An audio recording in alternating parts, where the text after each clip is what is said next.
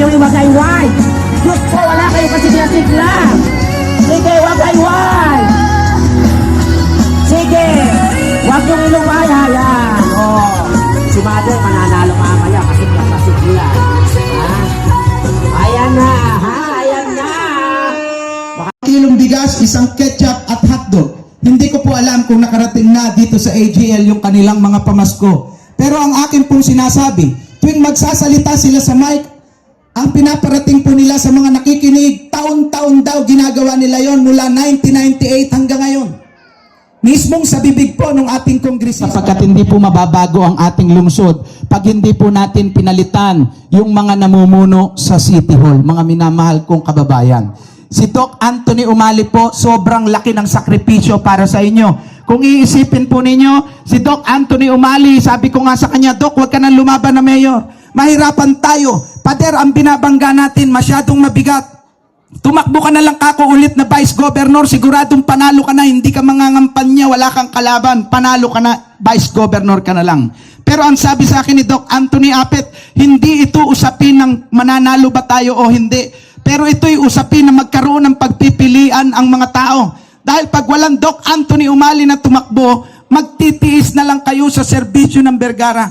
Mantakin po ninyo, 27 taon na silang nakaupo pero bumabaha pa rin sa Cabanatuan. Saan napunta ang daan-daang milyon na ipinondo sa mga flood control at drainage projects? Bakit po hanggang ngayon, 44% ng mga tiga-Cabanatuan, tricycle driver pa rin? Wala silang nadalang kabuhayan, kundi pamamasada lang ng tricycle na hinuhuli pa yung ating mga tricycle driver sa highway. Kaya kami po nalulungkot. Yung pong mga empleyado ng Kapitolyo, magtanong po kayo, andyan po.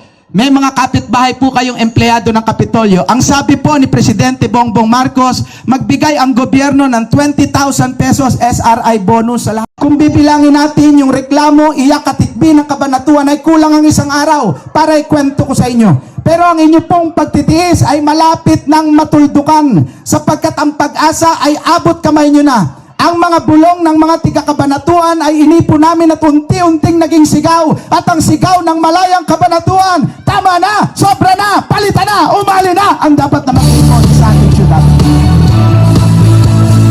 Kaya kami po, hindi na magtatagal. Nung nakaraang araw, nagpamigay po kami ng mga groceries sa inyo. Dinala po ng ating mga direktor, bahay-bahay. Sana po, nasiyahan kayo sa munti namin pamasko. Kasabay po ng aming pagsasabi sa inyo na sa darating pong January, pagpasok ng bagong taon, ipapasok na rin namin ang kalahating bultong bigas sa lahat ng bahay dito po sa AGL. Si Doc Anthony Umali, hindi pa po nakakapag house to house dito. Nagpapamigay din po siya ng 5 kilos na bigas, 5 kilo po. Ano? Hindi po kayo inabot ngayong taon, pero promise po namin, February, 2 beses kayong iikutin ni Doc Anthony Umali para bigyan ng bigas sa inyong mga bahay.